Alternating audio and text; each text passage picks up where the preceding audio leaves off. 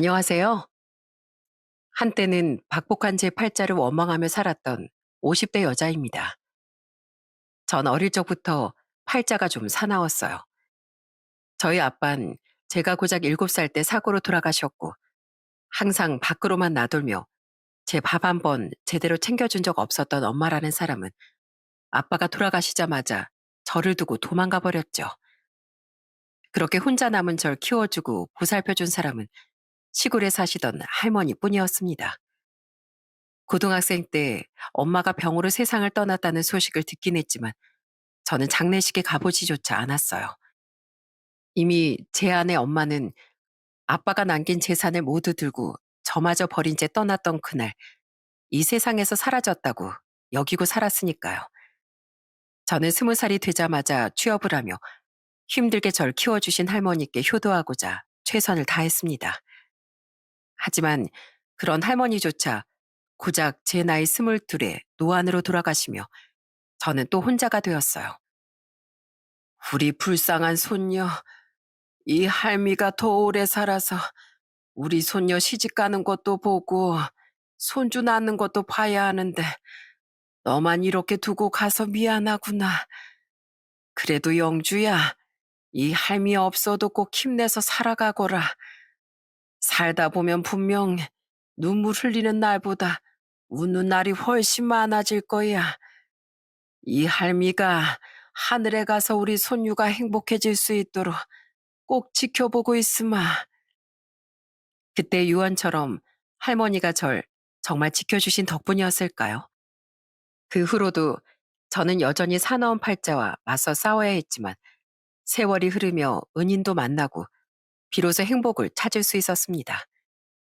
그리고 그 과정에서 뜻하지 않게 제가 가장 힘들 때 매몰차게 저를 쫓아낸 사람에게 받은 수모를 되갚아 줄 수도 있었죠.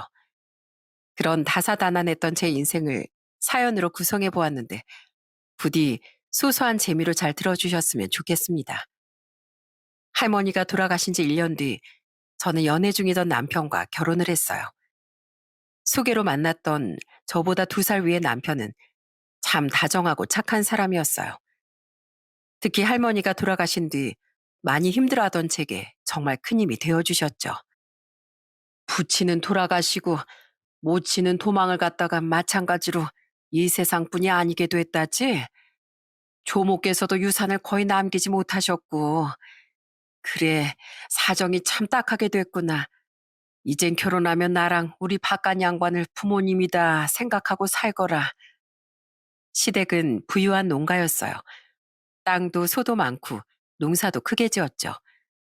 장남이었던 남편은 시댁의 과수원 일을 맡아 하고 있었기에 저는 결혼하며 시댁에 들어가 함께 과수원 농사를 지으며 살게 됐어요. 절 처음 봤을 때 상대적으로 조건이 너무 기울던 절 시부모님은 좀 석연치 않게 보셨던 것 같습니다. 그래도 말투는 차가워도 말만은 좋게 건네주셨고 무엇보다 남편을 믿었기에 저는 결혼을 결심했던 거예요. 하지만 부모님이라고 생각하라는 그 말이 며느리로서 자신들을 잘 모시라는 뜻이었다는 걸 결혼한 지 얼마 안 돼서부터 확실히 알게 됐죠. 예, 너 대체 빨래를 언제까지 미룰 거니? 나랑 네 시애비 입을 속옷이 하나도 없잖아. 죄송해요, 어머님. 어제 과수원 일이 너무 많아서 시간이 없었어요. 얘 좀 봐라. 너 지금 그걸 핑계라고 대니? 우리 시어머니 살아계실 땐 난 집안일 다 못 끝내놓으면 이부자리 엉덩이 붙일 생각도 못했어. 너 지금 부모 없이 자랐다고 티내는 거니? 네 할머니가 그렇게 가르치셨어? 너 같은 고아가 이런 부잣집에 시집을 왔으면 며느리 돌인 잘 해내야 할 거 아니야? 어머님, 제가 이 집에 며느리로 시집 왔지 몸종으로 들어왔나요? 그리고 저 부모님은 안 계셨어도 할머니께서 누구보다 바르게 키워주셨어요. 지금 그 말씀은 돌아가신 저희 할머니를 모욕하시는 말이에요. 그 말만은 사과해 주세요. 예, 너 어디서 감히 시어머니한테 말대답을 하냐? 사과? 아이고 조상님, 제가 전생에 죄를 많이 지어서 맏며느리를 저런 되바라진 위인으로 들였습니다. 형수님, 서울에서 대학 다니다가 오랜만에 집에 와서 쉬고 있는데 정말 시동생으로서 기분이 언짢네요. 다른 집 며느리들은 다 참고 잘만 산다는데 형수님은 왜 늘 저희 부모님께 맞서지 못해서 안달이세요? 제가 언제 늘 그랬어요? 저도 평소에 많이 참았어요. 그런데 저희 할머니까지 모욕을 하시니까 그것만은 못 참는 거죠. 시부모님과 시동생은 툭 하면 고아라며 절 무시했습니다. 솔직히 고작 23살에 시집간 어린애가 낯선 그 집에서 얼마나 무서웠겠어요. 처음엔 저도 그저 내내하며 참았었어요. 하지만 저희 할머니까지 모욕하는 일만은 더 이상 참지 못하겠기에 저도 한 번씩 대들고 맞서기 시작한 거죠. 그리고 그때마다 남편과 삼남매 중 막내였던 시누인, 늘 제 편에 서서 화를 내주었어요. 엄마, 아빠, 그만 좀 해. 새언니 말이 틀린 게 뭐가 있어. 어렸을 때부터 나도 딸이라고 오빠들이랑 그렇게 차별하더니 남의 집 귀한 딸인 새언니한테까지 왜 그러냐고. 새언니, 빨래는 제가 할 테니까 신경 쓰지 마세요. 제가 더 많이 도와야 하는데 공장에 교대 근무 다닌다고 많이 못 도와서 정말 죄송해요. 막내 말이 맞아요. 저희 집사람, 저 믿고 이 어린 나이 여기까지 시집 와준 사람이에요. 장남인 제가 두 분께 제일 소중하다고 늘 말씀하셨잖아요. 그럼 제 아내도 마찬가지로 소중히 여겨주셔야 하는 거 아니에요? 그리고 둘째 너, 네 형수한테 한 번만 더 버릇없게 굴어봐. 내가 가만 안 둘 줄 알아. 지금이야 이런 일을 안 참는 여자들이 많다지만 그때만 해도 아직 여자들, 특히 이상하게 며느리가 참는 게 당연했던 시대였어요. 때문에 꾹 참고 시댁살이를 하던 제게 제 편이던 시누이와 남편은 큰 힘이 되어 주었죠. 그리고 저를 못마땅하게 여겼다지만 그래도 살 집도 일터도 제공해주고 무엇보다 제 남편을 낳아준 분들 아니겠습니까? 때문에 전 남편을 생각해 시부모님께 최대한 며느리 도리를 잘하고 살려고 노력했어요. 남편은 그런 제게 항상 미안해하고 고마워했습니다. 여보, 어린 당신이 훨씬 어른인 우리 부모님을 참고 이해해줘서 정말 고마워. 그리고 호강시켜 주겠다고 약속하고 데려와서 힘든 가수원 일까지 하게 해서 정말 미안해. 남편은 말뿐 아니라 늘 제 발을 직접 씻겨주고 어깨도 주물러주며 지극정성이었습니다. 그런 남편과 결혼한 다음에 낳은 아들을 보고 있노라면 서름이 싹 씻겨나가는 기분이 들곤 했죠. 그리고 제가 아들을 낳은 후엔 시부모님의 구박이 덜해졌기에 저는 그럭저럭 시댁에 잘 융화돼서 살아갈 수 있었어요. 하지만 그런 짧은 평화는 얼마 가지 못했습니다. 여보, 일어나. 이 사람이 웬일로 늦잠이래? 아들이 3살이던 해 어느 날 아침이었어요. 평소 같으면 제가 깨우기도 전에 먼저 일어나 일할 준비를 하고 있을 남편이 그날은 여전히 곤히 잠들어 있더군요. 저는 남편이 전날 많이 피곤했나 싶어 몸을 흔들며 깨워봤어요. 여보, 일어나라니까. 당신 일어나 있는데 일 나가기 싫어서 눈 감고 있는 거 아니야? 에이, 간지럼 공격. 처음엔 남편이 장난을 치는 줄 알았습니다. 하지만 제가 간지럼을 태우고 더욱 강하게 흔들어 봐도 남편은 미동조차 없더군요. 점점 불길한 느낌이 들은 전 남편의 코에 손가락을 대어봤어요. 그리고 그 후엔 가슴팍에 귀까지 대어본 전 이내 얼굴이 사색이 되어 소리를 질렀습니다. 어, 어머니, 아버님, 지훈이 아빠가 숨을 안 쉬어요. 제 고함 소리를 들은 시부모님과 시누인 황급히 저희 방으로 달려왔습니다.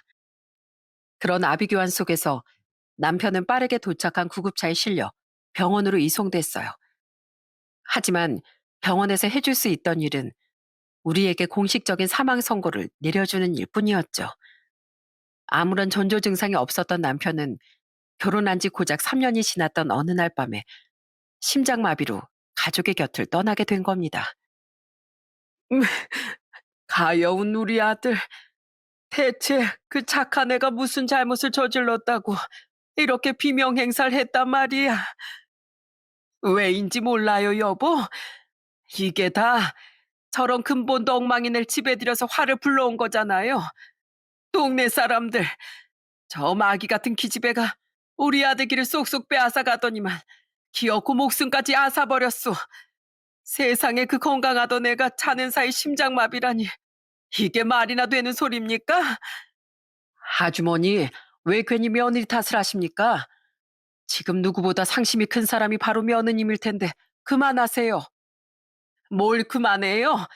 사람 잡아먹는 팔잘 타고난 게 바로 저기 집인데 조모야 나이 80에 노안으로 세상을 떠났다지만 저 기집애가 자기 아버지도 일찍 잡아먹고 도망간 제 어미도 잡아먹은 애예요. 그 사나운 팔자가 이젠 앞길이 창창했던 내 아들까지 잡아먹은 거라고요. 시부모는 남편의 불행을 모두 제 탓이라며 원망했어요. 너무 서럽고 슬펐지만 정말 제 팔자 때문에 남편이 이렇게 됐나 싶어 차마 입이 열리지 않더라고요. 동네 어른들 몇몇과 함께 시누이는 저를 감쌌지만 시동생은 역시나 시부모와 함께 저를 원망했었죠. 나가라. 어머니, 아무리 제가 미우셔도 지금 당장 저랑 아들이랑 갈 데가 어디 있다고 이렇게 쫓아내세요. 이젠 서로 남남인데 우리가 네 앞길까지 염려해줘야 되니? 우리 아들을 잡아먹은 널 갈기갈기 찢어버리지 않는 것만으로도 감사해라. 난 네가 처음부터 아주 마음에 안 들었어. 우리 아들이 너 아니면 안 된다고 고집을 부려서 며느리로 들이긴 했지만 난 언젠가 네가 우리 집에 큰 화를 불러올 걸 예감하고 있었다. 엄마, 진짜 왜 이래? 가족도 없는 새언니한테 애랑 갈 곳이 어디 있다고. 큰오빠를 그렇게 아꼈으면서 손주까지 이렇게 무책임하게 쫓아낼 셈이야? 네 오빠가 없는데 저 천박한 피를 이어받은 손주가 무슨 소용이야? 너 당장 안 나가? 나가서 평생 길바닥에서 빌어먹든 시궁창에 처박혀 살든 평생 거렁뱅이처럼 살면서 우리 아들한테 속죄하면서 살거라. 형수님, 그만 고집 부리고 좀 나가세요. 사람이 양심이 있어야지. 어떻게 우리 형을 그렇게 만들어 놓고 여기서 발 뻗고 살 생각을 해요? 장례식이 끝난 후 시부모와 시동생은 저와 아들을 집에서 내쫓았습니다. 전 아들을 위해 애걸복걸하며 조그만 시간을 달라고 애원했어요. 하지만 그들은 제게 조금의 여지도 주지 않았죠. 결국 전 그렇게 남편과 제가 살던 세상 자체를 동시에 잃어버린 거예요. 새언니, 저희 가족은 진짜 사람도 아니에요. 제가 어떻게든 도와드리고 싶은데 저도 가진 돈이 없어서 너무 죄송해요. 그동안 일했던 돈 전부 엄마가 관리한다고 다 가져갔거든요. 당장 제 수중엔 월세방 하나를 구할 수 있는 보증금 정도가 전부였어요. 남편이 나중에 우리가 일한 만큼을 목돈으로 모아 돌려준다는 시부모의 말을 믿고 생활비 정도만 받았었던 게 이런 도구로 돌아온 거죠. 물론 남편이 살아있었다면 시부모는 정말 나중에 목돈을 주었을 겁니다. 장남 사랑은 끔찍한 사람들이었으니까요. 하지만 남편이 곁에 없으니 시부모는 입을 싹 닦아버린 겁니다. 그나마 시누이가 절 도와주려고 했지만 시누이 또한 수중에 돈이 별로 없었기에 정말 미안해 하더라고요. 당장 돈벌이가 필요했던 전 일자리를 찾아 아들을 데리고 서울로 올라왔습니다. 그리고 작은 월세방을 구해 정말 치열하게 살기 시작했죠. 엄마, 오늘도 나 데리러 늦게 올 거야? 빨리 와. 나만 맨날 여기에 제일 늦게까지 남아있는단 말이야. 미안해, 지훈아. 알았어. 오늘은 엄마가 최대한 일 일찍 끝내고 우리 지훈이 데리러 올게. 저는 아들을 어린이집에 맡기고 파출부 일을 다녔습니다. 어떻게든 먹고 살며 돈도 모으고자 일하는 시간을 최대한 길게 늘려서요. 저를 보며 맨날 울먹이는 아들에게 얼마나 미안하던지요. 가끔은 사는 게 너무 힘에 겨워 남편과 할머니의 사진을 보며 울기도 여러 번이었어요. 제 사나운 팔자를 원망도 하면서요. 할머니, 보고 싶어요. 할머니는 혼자서 저를 어떻게 키우셨어요? 이럴 때 할머니가 옆에 있어 주셨다면 얼마나 큰 힘이 됐을까요? 여보, 다 너무 무섭고 외로워. 내가 우리 지훈이를 당신 없이 잘 키워낼 수 있을까? 부디 내가 무너지지 않기를. 그래서 끝까지 지훈이를 잘 키워낼 수 있길 기도해줘. 제발 내 무서운 팔자가 우리 아들까지 잡아먹지 않길 바라죠. 힘겹긴 했지만 그래도 나날이 건강하게 자라주는 아들을 보며 저는 살아갈 힘을 얻어갔습니다. 저는 열심히 돈을 모았어요. 하지만 아이가 커가며 아무리 아껴도 쓸 돈은 계속 많아지더군요. 그래도 조금씩이나마 악자까지 돈을 모았건만 이놈의 팔자가 귀엽고 제 아들에게까지 손을 뻗더라고요. 우리 애가 백혈병이라고요? 아니 왜 하필 그런 무서운 병이 우리 애한테 찾아올 수가 있어요? 처음엔 아들이 그냥 단순한 감기인 줄 알았습니다. 하지만 아들은 약을 먹여도 계속 열이 났고 갈수록 낯빛도 창백해져 갔어요. 게다가 툭하면 멍이 들고 출혈이 잘 멎지도 않기에 두려운 마음으로 전 아들을 큰 병원에 데려가 검사를 받게 했던 거예요. 그리고 9살이던 아들은 그 병원에서 소아백혈병이라는 충격적인 진단을 받게 됐죠. 미안해, 우리 아들. 이 엄마가 더 빨리 알아차리지 못해서, 더 빨리 병원에 데려오지 못해서 정말 미안해. 엄마, 나 언제까지 아파? 나 아프기 싫어. 빨리 건강해져서 친구들이랑 축구도 하고 싶어. 어, 금방 나을 거야, 우리 아들. 그러니까 조금만 꾹 참고 우리 치료 열심히 받자. 엄마, 나 너무 무서운데 일 가지 말고 내 옆에 있어주면 안 돼? 아들은 병원에 입원한 후 치료를 시작했습니다. 그리고 저는 하던 파출 부위를 그만두고 간병을 위해 아들의 옆에 붙어 있게 됐어요. 처음엔 일과 간병을 병행하려고 했지만 응급 상황이 언제 어떻게 발생할지 모르는 상태인데다 무서워하는 아들을 혼자 내버려 두기도 힘들더군요. 어릴 적부터 품에서 오래도록 떨어뜨려 놓을 수밖에 없던 아들의 곁을 지금은 꼭 지켜줘야 할 것 같았어요. 때문에 전 아들의 곁을 지키며 몇 시간만 밤에 나가 술집 설거지 아르바이트를 하게 됐죠. 저 아가씨, 오랜만에 연락해서 이런 부탁하는 거 정말 미안한데 혹시 나 돈 좀 빌려줄 수 있을까요? 우리 아들 병원비가 너무 부족해서요. 죄송해요, 언니. 저도 그러고 싶은데 언니도 아시잖아요. 딸이라고 저 결혼할 때 저희 집에서 한 푼도 안 보태주신 거예요. 그래서 저도 제 남편이랑 딸이랑 겨우겨우 입에 풀칠하면서 살고 있어요. 정말 죄송해요. 아니에요. 저번에 빌려주신 병원비만 해도 너무 감사했는데 제가 염치가 없었죠. 벌이가 줄어드니 모아뒀던 쥐꼬리만한 돈은 금세 바닥이 나더군요. 백혈병이라는 게 치료비가 이만저만 많이 드는 게 아니더라고요. 만남을 이어오던 친구도 없고 다른 가족도 없었던 전 가끔이나마 연락하고 지내던 신우이에게 염치불구하고 손을 벌렸었어요. 하지만 신우이 또한 사정이 좋지 않았기에 조금의 돈을 빌려준 뒤 그 뒤론 저를 도와줄 수가 없었죠. 신우이의 사정을 뻔히 알면서도 또 손을 내미는 것이 미치도록 미안했지만 그땐 정말 그만큼 간절했습니다.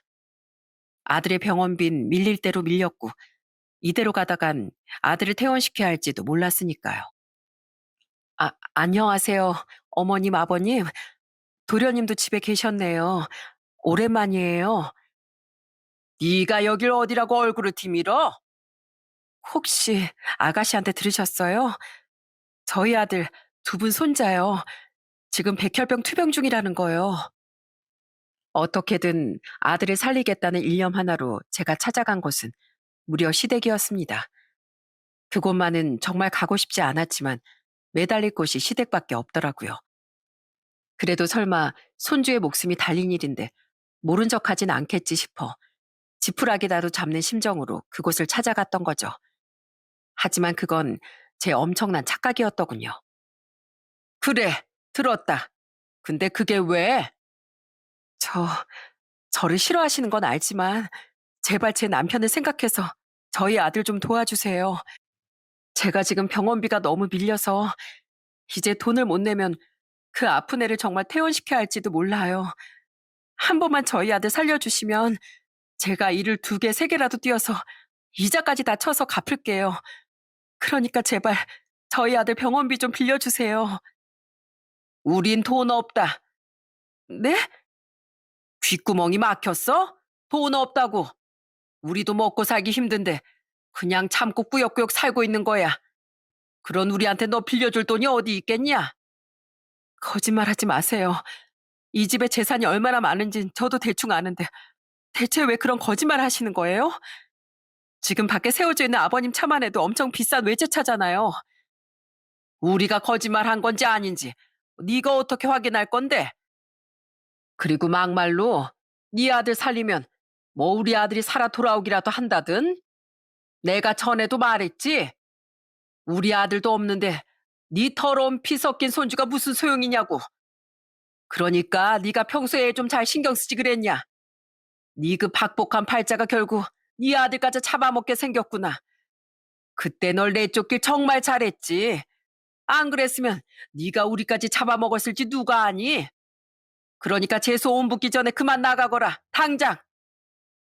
시댁에선 제 아들이 어떻게 되든 말든 신경조차 쓰지 않고 악담만 퍼붓더군요. 심지어 시모는 집 안으로 들어갔다 달려나오더니 제게 소금까지 뿌려댔어요. 너무 서러웠지만 저는 아들 하나만 생각하며 끝까지 애원했습니다. 네, 제가 재수 옴도 붙고 팔자도 사나운 여자예요. 저를 때리고 욕하고 얼마든지 구박하셔도 좋아요. 그러니까 제발 저희 아들만, 두 분 손자만 좀 살려주세요. 네? 제가 시키는 거 뭐든지 다 할게요. 형수님, 진짜 추하게 왜 이러세요? 아무튼 기분 좋게 집에 내려왔다가도 전부터 형수님만 보면 제 기분이 별로가 된다니까요. 좀 가세요. 형수님 아들 일은 형수님 혼자서 해결해야지. 왜 저희 집에까지 피해를 주려고 그러세요? 형수님은 우리 집안의 딱 암적인 존재예요. 그러니까 경찰 불러서까지 쫓아내기 전에 얼른 가시라고요. 하지만 이번엔 시동생까지 합세하며 시댁 식구들은 절 쫓아냈습니다. 너무 수치스럽고 모욕적이었어요. 결국 전 시모가 던지기까지 하던 소금 바가지를 피하며 그 집에서 도망쳐 나올 수밖에 없었죠. 다들 진짜 그렇게 사는 거 아닙니다. 당신들 언젠가 꼭 천벌받을 거야. 가족이 아니라 지나가던 사람한테라도 사람이라면 이럴 수가 없다고. 두고 봐. 난 우리 아들 무슨 수를 써서라도 반드시 살려낼 거고 당신들은 당신들 행동을 그대로 돌려받게 될 테니까. 그 와중에 고작 한다는 게 그들에게 악담을 퍼붓는 것뿐이라니 분하고 또 분했습니다. 그렇게 빈손으로 서울로 돌아온 전 크게 망연자실했어요. 이젠 사채라도 정말 알아봐야 하나 싶어 우연히 구한 사채꾼의 명함을 들고 망설였죠. 그런데 그 순간 제 인생에 다시 없을 은인에게서 전화가 걸려오더군요. 여보세요? 거기 김영주 씨 집이 맞나요? 네, 누구시죠? 그 사람은 바로 제가 마지막까지 일을 하다 그만뒀던 집의 사모님이었습니다. 마음씨가 좋았던 사모님께선 아들의 간병 때문에 일을 그만둔 제가 걱정이 되셨나 보더라고요. 그래서 갖고 있던 제 연락처로 전화를 주셨던 거죠.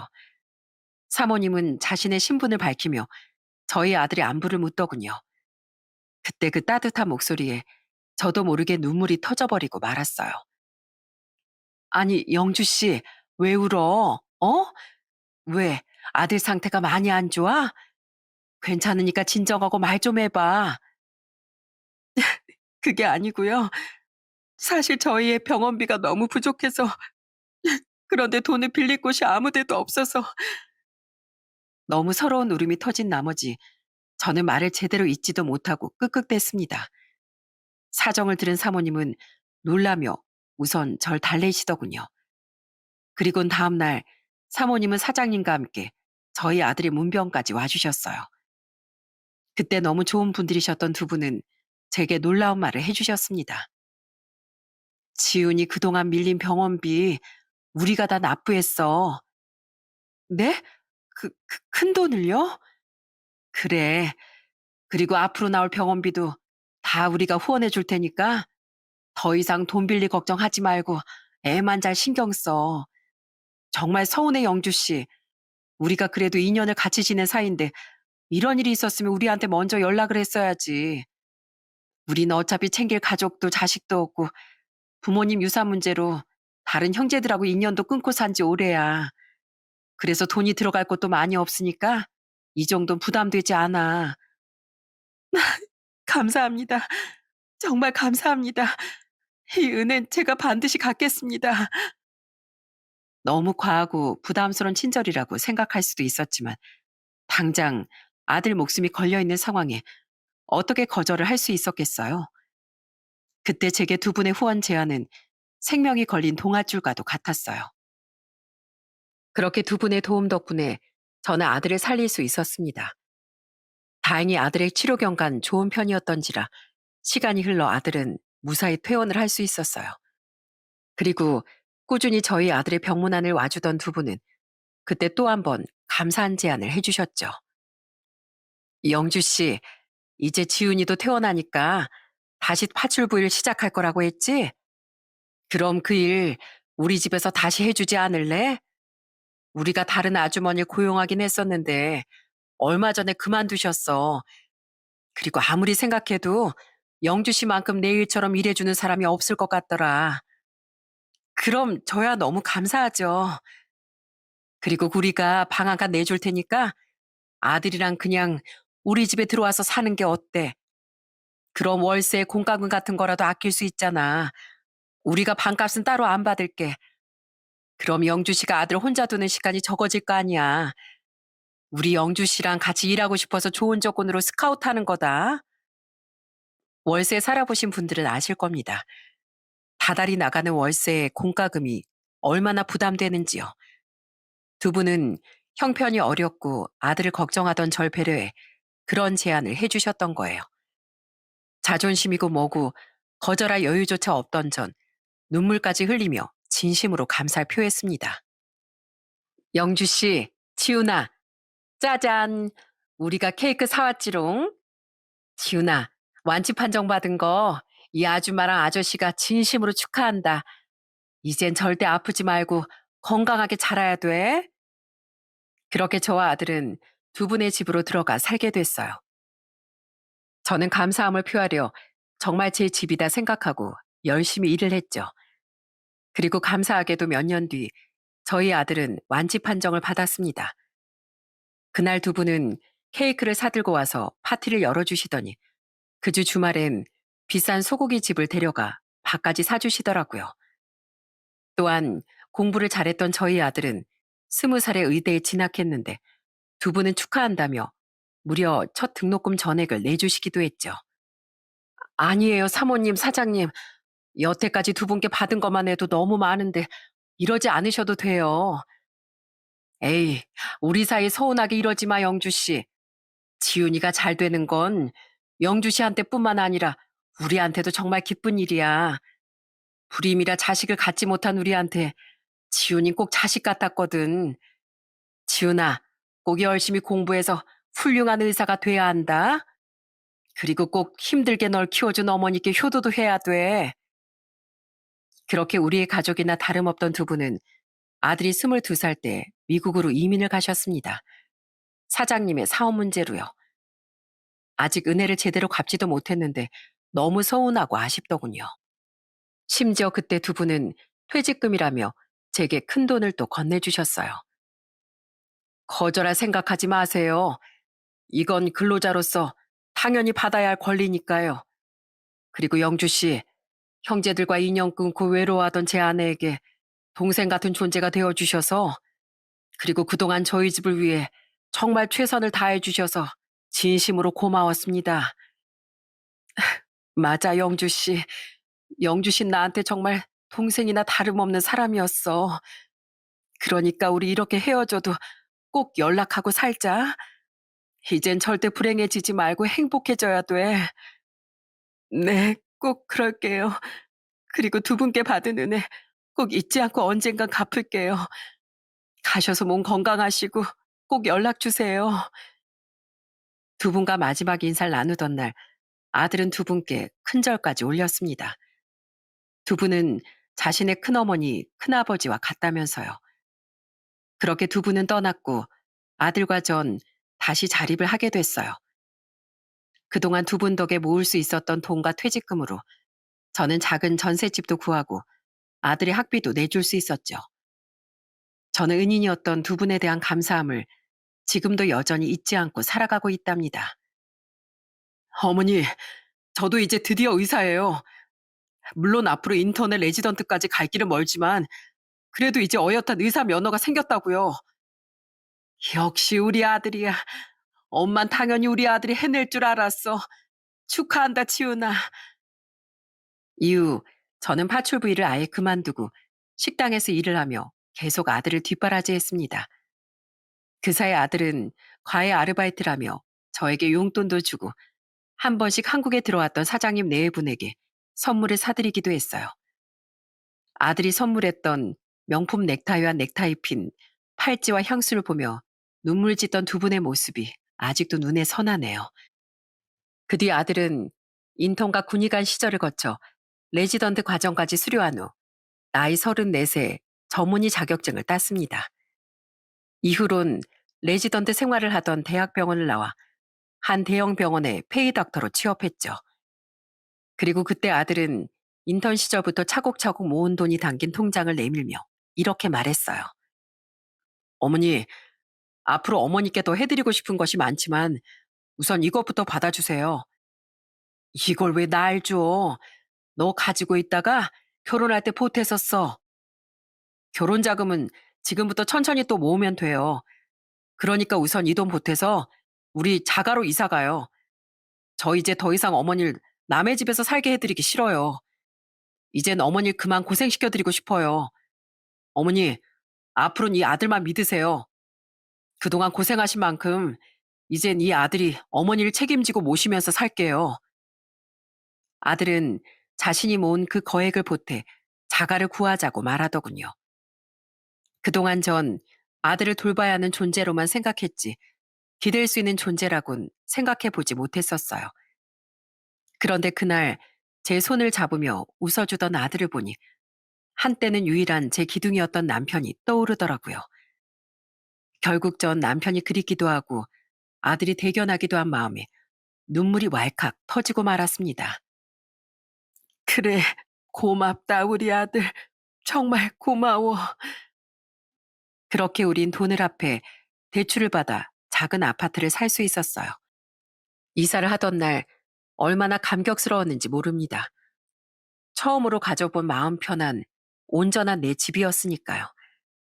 그렇게 새 보금자리에서 행복한 새 출발을 하게 된 지 1년이 채 안 지났던 어느 날이었어요. 며느라, 잘 지냈니? 한가로운 어느 주말, 저는 아들과 늦은 점심을 먹은 후 TV를 보고 있었습니다. 그런데 아들이 화장실에 간 사이 초인종 소리가 울려서 나가보니 정말 생각지도 못했던 사람이 서 있더라고요. 멋쩍은 듯 제게 인사를 건넨 사람은 바로 26년 전 제 아들을 저버린 어느덧 나이가 80대 초반을 넘긴 시모였어요. 인터폰으론 얼굴도 잘 안 보이고 목소리도 잘 안 들리기에 문을 열었더니 제 앞에 그 악몽과도 같았던 시모가 나타난 거죠. 아이고, 집이 좋아 보이는구나. 시모는 제가 잠시 어리 빠진 사이 뭔가 제 사이를 비집고 저희 집으로 들어오더군요. 그제야 퍼뜩 정신이 든 전 얼른 문을 닫고 현관 안으로 들어와 시모가 신발을 벗고 들어오지 못하게 막았습니다. 그리곤 당황해하던 시모에게 말했어요. 굉장히 앙칼진 목소리로요. 당신이 여기는 어디라고 찾아와요? 대체 여기는 어떻게 알고 오셨어요? 그래도 오랜만에 본 시엠인데 어떻게 들어오지도 못하게 하니? 저기 우리 손주가 의사가 됐다지? 그건 또 어떻게 알았어요? 우리 막내가 말해줬다. 네 시누이 말이다. 내가 돈이 필요해서 몇 번 돈을 빌리러 갔더니만 나중엔 화를 내면서 이러더라고. 왜 자기한텐 해준 거 하나 없으면서 자기 오빠한테 퍼줄 건 다 퍼다 줘놓고 가뜩이나 힘든 자기한테만 손을 벌리냐고 말이야. 그러게 주위에 도움 청할 사람 하나 없도록 왜 인생을 그렇게 못되게 살았냐더라.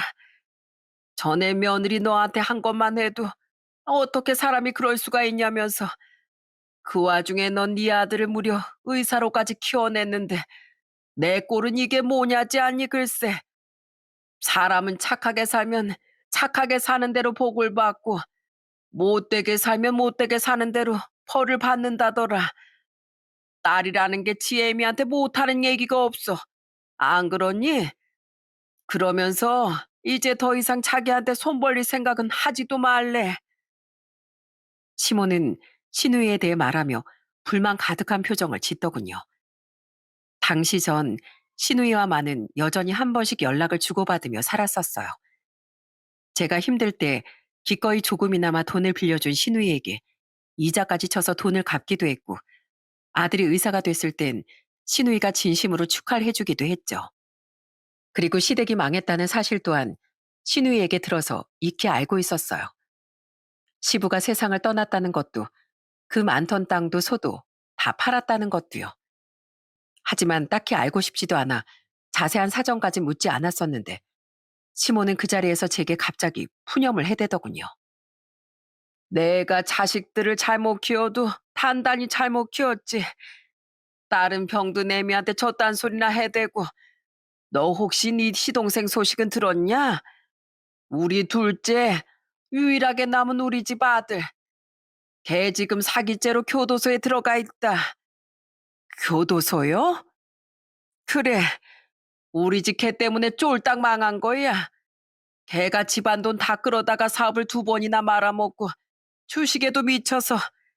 그런데 그 망할 녀석이 대출까지 받았다가 살던 집까지 다 날리고 이혼까지 당했으면서 또 정신 못 차리고 남한테 사기까지 쳐댔단다. 내 팔자야. 아휴, 우리 영감은 그놈 때문에 화병으로 쓰러져 진즉에 저 세상 사람 되고, 나한테 남은 건 이제 병까지 드니 몸뚱아리랑 낡은 시골집 한 채뿐이야. 그러니까 시댁은 시동생 하나 때문에 아비규환이 됐던 겁니다. 시부를 잃은 시모는 시동생도 교도소에 보내고 혼자 쓸쓸히 살다 병까지 얻었다는군요.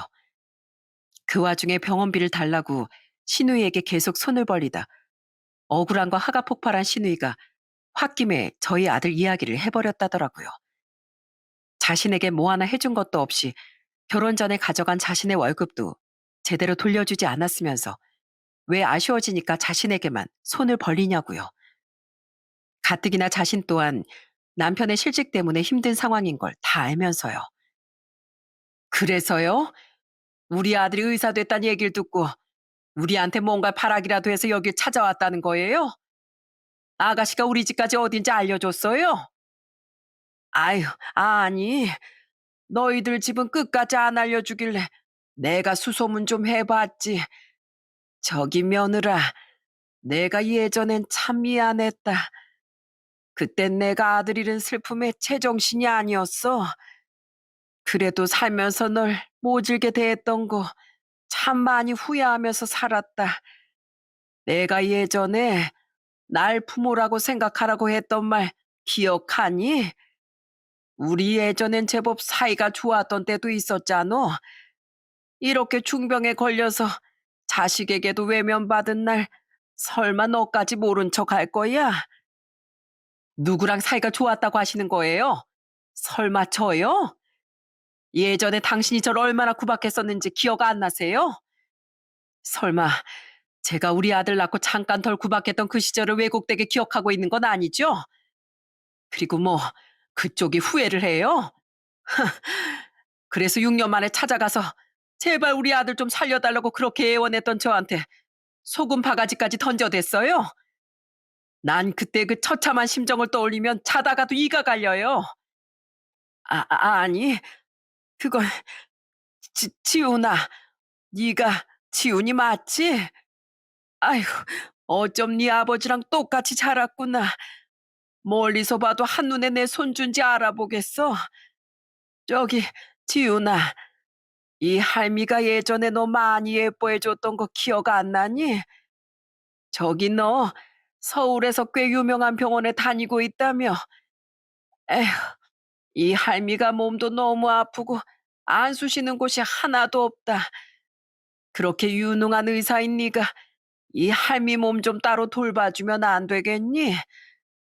그리고 네가 다니는 병원에 좀 공짜로 입원도 시켜주면 안 돼?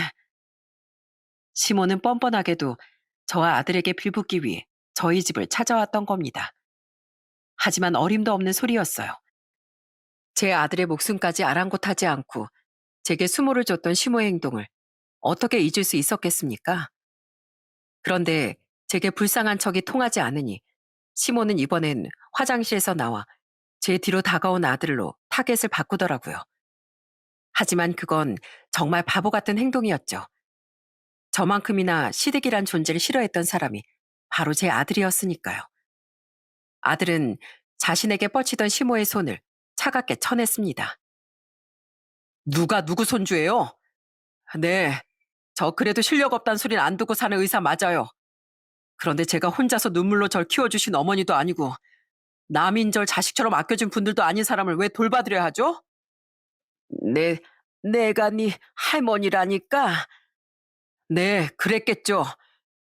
적어도 할머니가 아버지를 맡기는 저희 어머니와 절 쫓아내기 전까지, 아니, 백혈병에 걸려 힘들어하던 절 외면하기 전까진요. 할머니는 저희 어머니를 두 번이나 내쫓으면서 손주라는 존재도 버린 거예요. 그런데 어떻게 이렇게 뻔뻔하게 찾아와서 저랑 어머니를 며느리, 손주라고 불러요? 예, 치우나, 넌 80이 훌쩍 넘으니 할미가 불쌍하지도 않니? 그 시골에서 병원도 제대로 못 다니면서 골골대는 내가 불쌍하지도 않어? 네, 그건 다 자업자득이니까요. 저한테는요, 잘 살려고 발버둥 쳤어도 부모 잃고 키워주신 제 외할머니도 잃고 저희 아버지까지 잃은 거로도 모자라 당신들한테 쫓겨나기까지 했던 저희 어머니, 게다가 백혈병까지 앓았던 절 눈물로 살려내신 저희 어머니가 훨씬 더 불쌍하고 안쓰러워요. 그리고 우리 어머니 그렇게 비참하게 만들었던 당신 따위 어떻게 되든 내 알 바 아니라 이겁니다. 그러니까 엄한 데 와서 불쌍한 척하지 말고 당장 나가요. 아들은 독한 말을 내뱉으며 시모를 쫓아내려고 들었습니다. 시모는 잔뜩 울상을 지으며 분명 우리 아들을 닮았으면 애가 착해 빠졌을 줄 알았는데 이러면 안 되는데 하는 말을 중얼거리고 있었죠. 저는 그런 아들을 시모에게서 떼어놓은 뒤 제 손으로 시모를 내쫓았어요. 그리곤 차갑게 마지막 말을 내뱉었습니다. 우리 아들 착해 빠진 건 맞지만 혹은 아니에요. 당신같이 사람 마음 이용해 먹으려는 악인들에게 당하고 살지 말라고 제가 교육을 제대로 시켜놨거든요. 당신에게 일말의 양심도 없는 것 같으니까 정신 차리라는 말은 안 하겠습니다. 하지만 더 험한 꼴 보고 싶지 않으면 내 아들 앞에 두 번 다시 나타나지 마세요.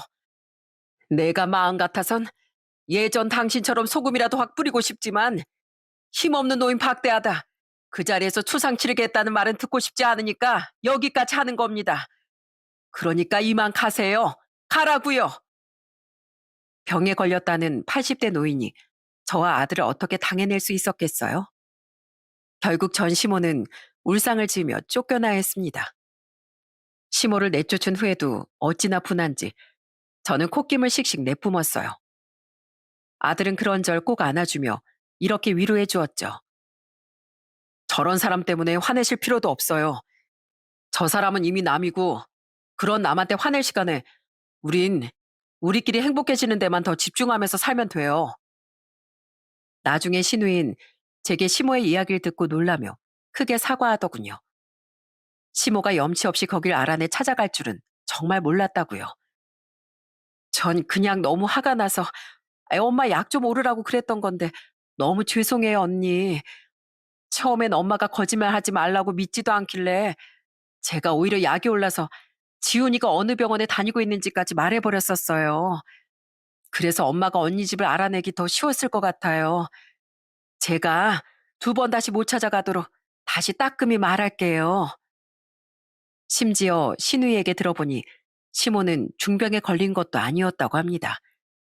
시모의 성화에 못 이겨 신우이가 몇 번이나 함께 병원에 동행해 의사의 이야기를 들었다네요. 시모는 그저 나이가 들어서 몸이 약화된 상태였고 심지어 그 나이 때 노인분들보단 훨씬 정정한 편이었다고 해요. 그 와중에 신우이한테 비싼 병원에 들어가 관리받으며 살고 싶다느니 보약을 지어 먹고 안마의자를 사야겠다느니 하며 계속 돈을 요구했으니 신우이도 화가 날 만했던 거죠. 심지어 시모는 좁은 신우이의 집에 들어가 합가까지 해야겠다고 난리를 쳤다고 해요. 신우이의 딸 방을 내놓으라면서요. 분명 엄마, 지훈이가 의사라는 얘기 듣고 좀 편하게 의사인 지훈이한테 보살핌 받으면서 살다가 마지막엔 언니랑 지훈이한테 빌붙어 살 생각이었을 거예요. 잘 내보냈어요. 아무리 이기적인 엄마라도 언니랑 지훈이만은 찾아갔으면 안 되죠. 아휴, 다시 한번 정말 죄송해요, 언니. 그렇게 우리에게 매몰차게 굴었으면서 가진 것도 건강도 다 잃고 난 뒤 뻔뻔하게 우릴 찾아올 생각을 한 시모가 한편으론 대단하다고 느껴졌습니다. 정말 뻔뻔하고 추악한 사람이었죠. 다행히 이후 시모가 또 우릴 찾아오는 일은 없었고 신우이에게 굳이 묻진 않았지만 시모는 여전한 상태로 쓸쓸히 살아가고 있는 것 같습니다. 저는 이제 생판남인 시모의 일엔 신경 끄고 아들과 둘이 행복하게 잘 살아가고 있어요. 아유, 내가 못 살아. 우리가 졌다, 졌어. 그럼 고맙게 받을게. 고맙게 받긴요. 당연히 받으셔야 되는 돈이죠. 사장님, 사모님, 이렇게 우리에게 베풀어주는 일 갚게 해줘서 정말 감사해요. 그리고 앞으로도 우리가 오래도록 은혜 갚으면서 살게 해주셔야 돼요. 저와 아들은 얼마 전엔 사장님 네 분께 드디어 그동안 도움받은 돈을 갚을 수 있었습니다. 우린 두 분이 한국에 들어오실 때마다 정말 오래도록 돈을 갚으려고 했는데 두 분은 한사코 거절하셨어요. 하지만 포기하지 않던 우리의 고집에 결국 두 손 두 발 다 드신 거죠. 덕분에 우린 기쁜 마음으로 돈도 갚고 나름대로 비싼 선물도 드릴 수 있었습니다. 솔직히 이자를 쳐서 더 많은 돈을 드리고 싶었지만 그것만큼은 절대 받지 않으실 걸 잘 알고 있었거든요. 대신 거절하시지 못하게끔 마음을 담아 선물을 준비했던 거죠. 세상에, 여기 되게 비싼 레스토랑 아니야? 지훈아, 아무리 네가 의사라도 돈을 이렇게 아무 데나 펑펑 쓰고 다니면 안 돼. 저도 평소에 많이 아껴요. 근데 여긴 아무 데나가 아니잖아요. 두 분이 아니었으면 전 아예 이 자리에 없었을지도 몰라요. 그런 두 분께 어쩌다 한 번씩 좋은 식사를 대접하는 일이 왜 낭비예요? 이건 제 인생에서 가장 중요한 일 중 하나라고요. 맞아요, 사장님, 사모님. 두 분은 세상에 단 둘뿐인 우리에게 또 다른 가족이나 마찬가지예요. 앞으로도 맛있는 거 자주 사드릴 테니까 한국 자주 들어오세요. 아셨죠? 저와 아들은 감사한 마음에 두 분을 만날 때마다 고급 식당을 예약해서 식사 대접도 해드리고 있습니다. 두 분은 부담스러워 하시면서도 가족이라는 우리의 말에 크게 기뻐하시곤 했죠. 두 분에게도 가족은 서로뿐이니 우릴 만나면 자신들 또한 가족을 만나러 오는 기분이라면서요. 전 앞으로도 제 은인인 두 분께 고마움을 표하며 살아가려고 합니다. 가족복이 없던 제게 두 분은 뒤늦게 만난 은인이자 가족이나 마찬가지였으니까요. 그리고 마지막으로 전 앞으로도 제 목숨보다 소중한 제 유일한 피부치, 우리 아들의 행복을 바라며 살아갈 겁니다. 엉성하고 모난 돌로 쌓아 올린 탑은 그 모습이 위태로운 경우가 대다수지만 반듯하고 평평한 돌로 쌓인 탑은 비록 꼼꼼히 쌓은데 힘이 배로 들지언정 완성된 모양새가 아름답고 견고하기 마련입니다. 인생도 마찬가지인 것 같아요. 내가 어떤 마음가짐으로 어떻게 살아왔는진 그 사람의 노년 혹은 말년을 보면 잘 드러난다고 생각합니다. 물론 모든 사람의 인생이 다 그렇진 않겠지만 적어도 제 시모는 딱 그런 경우에 해당되는 것 같네요. 지금 당장은 티가 나지 않더라도 지금 나의 행동은 언젠가 미래의 나에게 반드시 그 영향이 미친다는 걸 모두 꼭 기억하셨으면 좋겠어요. 뒤늦게 후회해봤자 지나간 시간은 돌아오지 않고 내가 누군가에게 준 상처 또한 덮을 수가 없으니까요. 부디 여러분은 여러분 자신을 위해 지금을 조금 더 선하고 자애롭게 살아가시길 바라며 저는 이만 사연을 마치겠습니다. 들어주셔서 감사합니다.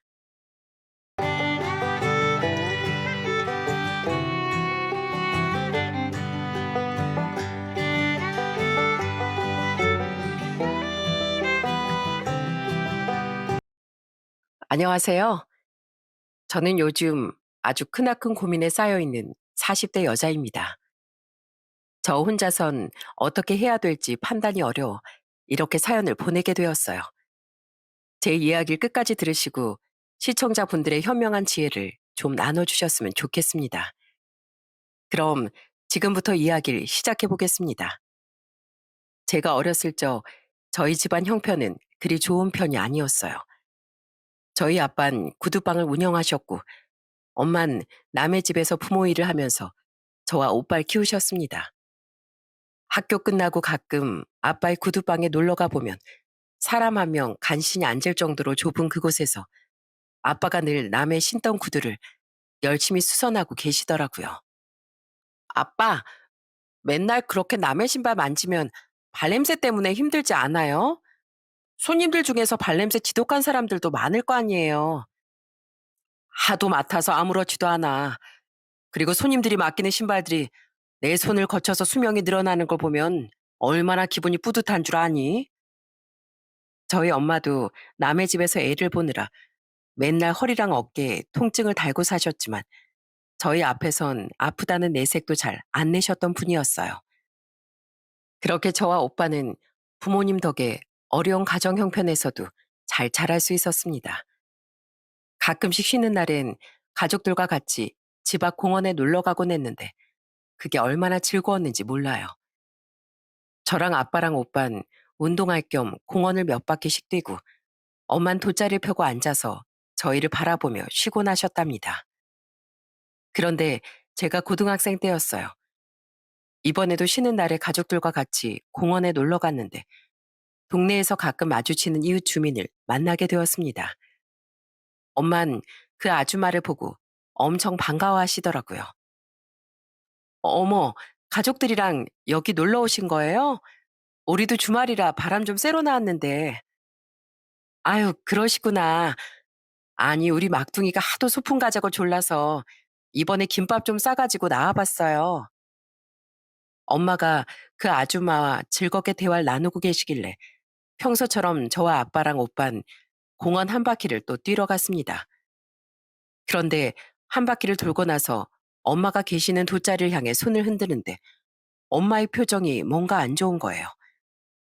평소엔 밝게 손을 흔들어 주시던 엄마가 웬일인지 가슴에 손을 얹고 인상을 쓰고 계시더라고요. 이상하다는 생각에 가봤는데 엄만 숨쉬기가 힘든지 캑캑거리고 계셨고 옆에 있던 이웃집 아줌만 발만 동동 구르고 계시더군요. 아줌마, 우리 엄마 왜 이러는 거예요? 네?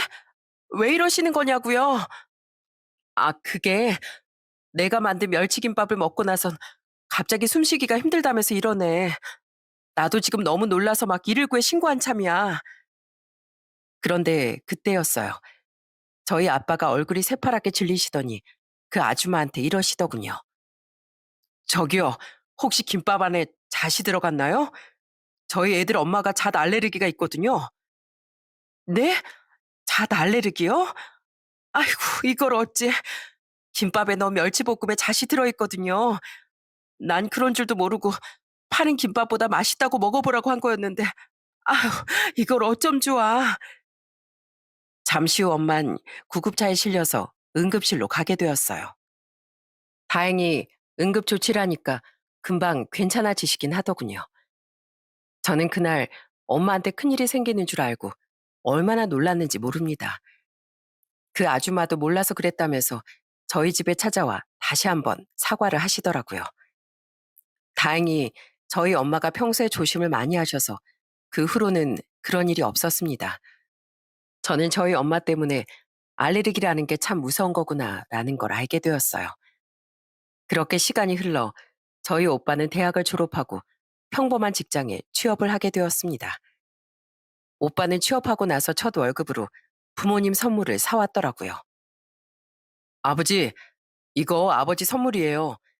평생 남의 구두만 수선하면서 사셨으니까 이젠 아버지도 아들이 사준 새 구두 한번 신어보셔야죠. 그리고 이건 엄마 선물로 드리는 어깨 안마기예요. 제가 아직 안마의자 사드릴 능력까지는 안 돼서 이것밖에 못 사왔네요. 저는 부모님께 잘한 오빠를 보면서 저도 얼른 취업해서 부모님께 효도를 하고 싶었어요. 하지만 그게 그렇게 쉬운 일은 아니더라고요. 저는 여대를 졸업한 후 2년 동안 취업이 되지 않아 아르바이트만 전전해야 했습니다. 그런데 제 우울한 기분을 눈치챈 오빠가 저한테 많이 위로를 해주더라고요. 초이야, 대한민국에 일자리가 얼마나 많은데 설마 너 하나 일할 곳 없겠어? 아직 너의 진가를 알아주는 회사가 없어서 그렇지. 조금만 기다려보면 분명히 널 데려가 줄 회사가 나타날 거야. 저는 오빠의 응원에 힘입어 취업 준비도 더 열심히 하고 여기저기 이력서를 꾸준히 넣었습니다. 그러다가 대학을 졸업한 지 2년 만에 남부럽지 않은 중견기업에 취업을 하게 되었어요. 그때 저희 오빠가 주도해서 축하 파티까지 열어주더라고요. 그렇게 저는 가족들 덕에 한 사람의 사회인으로서 열심히 직장 생활을 할 수 있게 되었습니다. 쉬는 날엔 간간히 예전처럼 아빠랑 오빠랑 셋이 달리기도 했어요. 예전엔 동네 공원에서만 달렸지만 이제는 하프 마라톤에도 참가하고 꾸준한 취미 생활로 발전하게 되었답니다. 그렇게 시간이 흘러 어느덧 제 나이는 30대 초반이 되었고 저희 오빠도 30대 후반에 접어들었습니다. 그때쯤 저희 오빠가 결혼할 여자를 집에 데려왔더라고요. 예비 새언니는 성격이 엄청 싹싹하고 착하더라고요. 처음 저희 집에 인사를 드리고 나선 주말마다 저희 집에 찾아와 저희 엄마와 음식도 같이 하고 저희 가족들과 다 같이 드라이브를 하기도 했어요. 언니, 우리 오빠가 아무래도 복 받았나 봐요. 물론 우리 오빠가 착하고 성실한 건 맞지만 언니처럼 얼굴도 예쁘고 성격까지 최고로 좋은 여자친구를 만날 줄은 몰랐거든요. 에이, 저 그 정도는 아니거든요. 그나저나 다음 주에 어머님 생신이라면서요. 제가 이번에 어머님 생신 케이크 직접 만들어 보려고 베이킹 클래스 등록해서 배우고 있거든요. 다음 주에 한번 실력 발휘 좀 해볼 테니까 절대로 어머님한테 얘기하면 안 돼요. 이건 우리 둘만 알고 있는 비밀이에요. 알았죠? 저는 저희 예비 새언니 같은 사람이 저희 가족이 된다는 게 너무 설레고 좋았습니다. 저희 부모님도 예비 새언니를 얼마나 예뻐하셨는지 몰라요. 그런데 상견례를 마치고 결혼 날짜를 논의하던 중 생각지도 못한 불행이 일어나고 말았어요. 저희 오빠가 퇴근길에 교통사고를 당하는 바람에 다치고 만 거예요. 병원에선 앞으로 하반신을 못 쓰게 될 거라고 하더군요. 그 충격적인 소식에 저희 가족들은 주저앉아 오열하고 말았습니다. 저기요, 의사 선생님, 어떻게 좀 안 될까요? 우리 아들 평생 자기 가족들만 챙기던 정말 착한 애였단 말입니다. 돈은 어떻게든 마련해 드릴 테니까 우리 아들 걸을 수 있게만 해주세요. 예, 제발 부탁입니다. 제발요. 예비 새언니도 병원에 와선 오빠를 붙잡고 서럽게 울더라고요. 이거 거짓말이지? 우리 좀 있으면 결혼하는데 이건 아니잖아.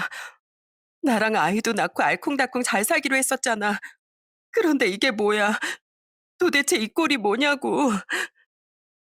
저와 아빠도 너무 큰 충격에 한동안 제정신이 아니었습니다. 다른 사람도 아니고 제가 늘 존경하고 닮고 싶었던 오빠가 그렇게 되었다는 걸 믿을 수가 없었어요. 그런데 오빠가 그렇게 되고 나서 저희 가족은 현실이라는 벽에 부딪히고 말았습니다. 그렇게 오빠를 좋아하고 저희 가족들한테도 잘하던 예비 새언니가 오빠한테 파혼을 통보했다는 거예요. 오빠는 눈물을 뚝뚝 흘리며 이렇게 얘기하더라고요. 어머니, 아버지, 예진이가 저랑은 결혼 못 하겠답니다. 하반신 못 쓰는 사람이랑 평생 같이 살 자신 없다고 결혼은 그냥 없던 일로 하재요. 저 좋아하는 사람이랑 결혼해서 예쁜 자식도 낳고 어머니 아버지한테 잘 사는 모습 보여드리고 싶었는데 이제 다 물거품이 되어버렸다고요. 저희 가족들이 오빠 옆에서 계속 위로했지만 오빠의 상처는 쉽게 나아지지 않았어요.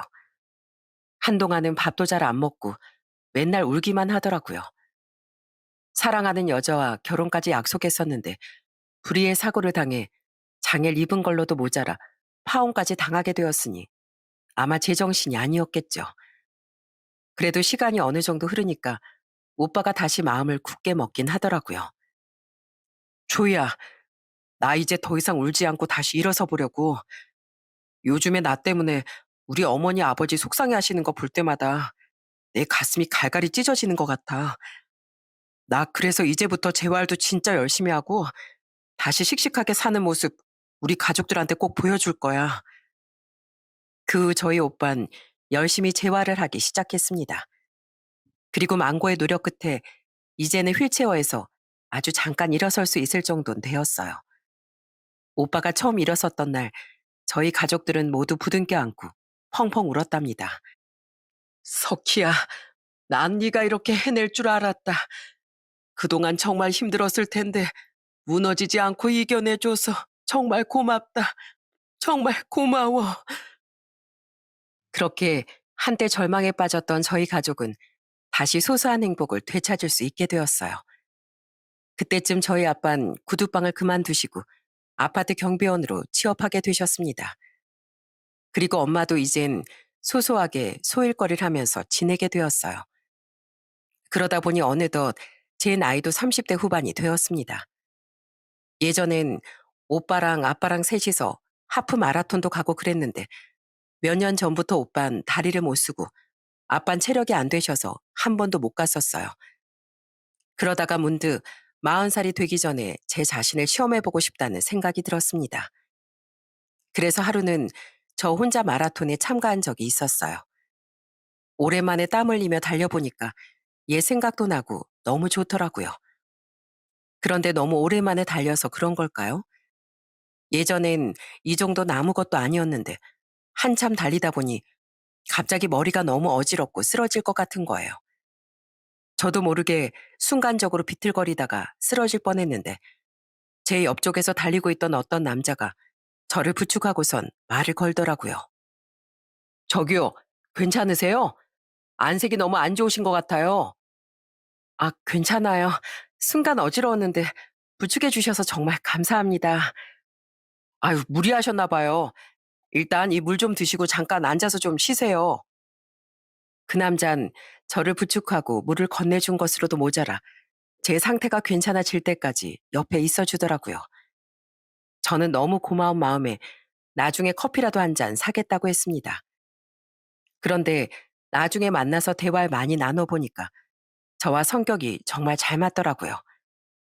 그래서 그 다음번에는 밥도 몇 번 같이 먹다 보니 어느새 그 남자와 연인 사이가 되었습니다. 남자친구는 저보다 4살이 많고 경기도권에 있는 대학에서 부교수로 재직하고 있었는데 성격이 그 누구보다도 다정하더라고요. 어느 날은 제가 회사에서 회식을 하는데 중간에 화장실을 가다가 깜짝 놀란 적이 있었어요. 세상에, 회식을 하던 식당 앞에 남자친구의 차가 있는 거예요. 저는 그 차에 다가가 창문을 똑똑 두드렸습니다. 오빠, 여기서 뭐해? 설마 여기서 계속 나 기다리고 있었던 거야? 남자친구는 술이 약한 제가 걱정돼 기다리고 있었다고 하더군요. 게다가 제 사회생활도 존중하는 사람이었기 때문에 회식에 방해될까봐 일부러 식당 앞에 와 있다는 얘기도 저한테 안 한 거였어요. 남자친구는 그렇게 늘 배려심이 많은 사람이었습니다. 한 번은 남자친구를 만나 회사에서 있었던 일을 얘기하는데 관련 업계도 아닌 남자친구가 업계 용어들을 잘 알고 있는 걸 보고 깜짝 놀란 적도 있었어요. 오빠, 오빠가 이런 걸 어떻게 알아? 오빠가 지금 대학에서 가르치는 전공하고는 전혀 다른 분야잖아.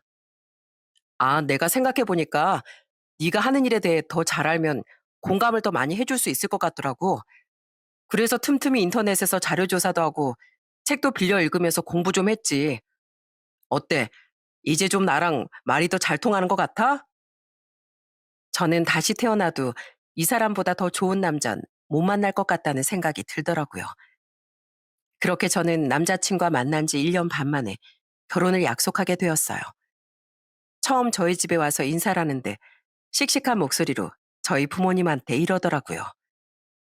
어머님, 아버님, 저 앞으로 초이랑 같이 어떤 힘든 역경도 이겨내면서 열심히 살겠습니다. 전 다른 것도 다 필요 없고 초이만 있으면 뭐든지 다 이겨낼 수 있을 것 같아요. 저희 부모님은 남자친구의 듬직한 모습을 보고 너무 마음에 들어 하시더군요. 그렇게 저희 부모님의 허락을 받고 이번엔 예비 시댁에 인사를 드리러 갔습니다. 남자친구의 아버진 남자친구가 15살 때 병으로 세상을 떠나시고 지금은 예비 시모 혼자서 한식집을 운영하신다고 하더라고요. 식당으로 오라고 하셔서 갔는데 식당 안에 룸도 있고 꽤 큰 한식집이었어요. 예비 시모가 진수성찬을 차려주셔서 정말 맛있게 먹었습니다. 아이고, 잘 먹으니까 보기가 참 좋네. 그나저나 밥도 이제 다 먹었으니까 궁금한 것 좀 물어볼게요. 중견기업에 근무한다고 들었는데 거기서 뭐 얼마나 일한 거예요? 아, 저 한 곳에서 12년째 일하고 있습니다. 저희 회사가 그래도 탄탄한 편이라 웬만하면 이직 안 하고 쭉 다니려고요. 그래요? 12년이나 다녔으면 연봉도 세겠네. 요즘 중견기업에서 12년이라면 연봉은 얼마나 받아요? 한 7천은 받나? 예비 시모가 대놓고 연봉을 물어보니까 조금 당황스럽더군요. 그래서 바로 대답을 못하고 망설이고 있으니까 호호 웃으며 이러시는 거예요. 아유, 내가 너무 직접적으로 물어봤나 보네. 그럼 돌려서 물어볼게요. 연봉이 한 1억에서 절반은 돼요? 1억에서 절반이요? 아, 네, 그 정도는 됩니다. 역시 중견기업이라 연봉이 괜찮네. 그럼 부모님은 뭐 하세요? 저희 아빤 구두방을 오래 하시다가 지금은 아파트 경비원 일을 하고 계시고요. 엄만 간간히 소일거리 하면서 지내세요. 경비원도 아파트마다 급이 다르지 않나? 아버지가 경비원으로 일하시는 아파트 이름이 뭐예요? 그런데 예비 시모가 하도 꼬치꼬치 캐물으니까 옆에 있던 시누이가 한마디 하더군요. 아이, 엄마, 그렇게 하는 거 꼰대예요, 꼰대. 오빠랑 우리 예비 새언니랑 둘이서만 잘 살면 되지. 뭘 그렇게 하나부터 열까지 꼬치꼬치 캐묻고 그래요. 그러자 예비 남편도 맞장구를 치면서 이러더라고요. 그래요. 아이, 그렇게 자세한 것까지 많이 물어보는 것도 부담이에요, 부담. 어머니 내가 예비 처갓집 가서 그렇게 신상조사 당하면 좋겠어요? 아유, 이것 봐라. 자식들 열심히 키워봤자 다 필요 없는 거야. 내가 어디 진짜 자식들 무서워서 우리 예비 며느리한테 궁금한 것도 못 물어보겠다, 얘. 그날 많이 당황하긴 했지만 예비 남편과 예비 시누이 덕에 금방 기분이 풀어지더라고요. 예비 시누인 저보고 앞으로 친하게 지내자면서 저와 연락처 교환까지 했어요. 그 후 예비 남편이랑 셋이서 만나 같이 술도 한잔 했는데 참 성격이 활발하고 저와 말도 잘 통해서 좋더라고요. 그런데 한 번은 출근해서 일하고 있는데 예비 시모한테서 전화가 온 거예요. 얘 초이야, 너 오늘 혹시 퇴근하고 우리 가게로 잠깐 올 수 있니? 내가 너한테 뭐 좀 줄 게 있거든. 그래서 전 그날 퇴근하고 바로 예비 시모의 식당으로 갔습니다. 그날도 맛있게 밥상을 차려주셔서 얼마나 감사하게 먹었는지 몰라요. 그런데 밥을 다 먹고 나니까 갑자기 예비 시모가 저한테 봉투 하나를 주시는 거예요. 어머님, 이게 뭐예요? 아이, 그게 너도 우리 아들한테 들어서 알겠지만 내가 우리 아들을 엄청 힘들게 키웠잖니. 우리 아들 15살 때 애들 아빠가 세상 떠나는 바람에 내가 하루에 4시간 이상을 자본 적이 없어. 내가 그렇게까지 해서 우리 아들 부교수 만든 거잖니. 그래서 내가 뭐 보상받으려고 그런 건 아니고 요즘에 얘기를 들어보니까 다 이렇게 한다고 하더라고. 나도 아들 떠나보내는 입장인데 이 정도는 받아야지 않겠니? 저는 갑작스런 예비 시모의 말에 급하게 봉투를 열어봤습니다. 그러자 그 안에는 짧은 글이 적힌 종이 한 장이 들어있더라고요. 그 종이엔 예비 시모가 저한테 바라는 요구사항 3가지가 써 있었어요. 세상에, 전 그걸 보고 아주 기절초풍하는 줄 알았습니다. 읽어봤지? 그래도 우리 아들이 지금 연봉이 한 7, 8천 되지 않니? 지금도 우리 아들이 나한테 용돈 매달 100만 원씩 주고 있다. 그러니까 결혼해서도 나 죽을 때까지 쭉 그렇게 줬으면 한다. 그리고 두 번째로 합가하자는 건 내가 우리 아들 없으면 잠을 못 자서 그래. 나랑 같이 살면 내가 나중에 손주도 봐주고 얼마나 좋니? 네? 그래서 저보고 결혼하면 어머님한테 용돈을 매달 100만 원씩 드리고 합가까지 해야 된다고요? 그럼 세 번째로 이건 뭔데요? 제가 왜 애를 낳고 나서 직장을 그만둬야 돼요? 아니, 요즘에 뉴스를 보니까 결혼하고 나서 직장 다니다가 바람나는 여자들이 그렇게 많다더라. 그러니까 너도 그냥 애 낳고 나면 직장 그만두고 주부로 살아라. 어차피 우리 아들 혼자 벌어도 충분히 살 수 있잖니. 내가 널 내 며느리로 받아들이려면 그 세 가지 조건은 약속을 받아야겠다. 저는 그 얘기를 듣고 너무 당황해서 아무 말도 하지 못했어요. 제가 듣기엔 너무 무리한 요구 같았거든요. 그래서 한참 동안 가만히 있다가 예비 시모한테 이렇게 얘기했습니다. 어머님, 저 이거 생각 좀 해봐도 될까요? 지금 당장 뭐라고 말씀드리기가 어렵네요. 그래, 뭐 그게 쉬운 일은 아니니까 너도 당연히 생각해봐야지. 내가 딱 3일 정도 주면 되지? 그럼 3일 안에 꼭 결정해서 나한테 말해주거라.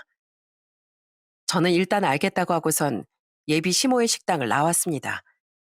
그리고 바로 예비 남편한테 전화해 지금 당장 만나자고 했어요. 그리고 남자친구한테 자초지종을 물어봤습니다. 오빠, 오빠네 어머니가 그러시는데 오빠가 지금 매달 100만 원씩 드리고 있다며?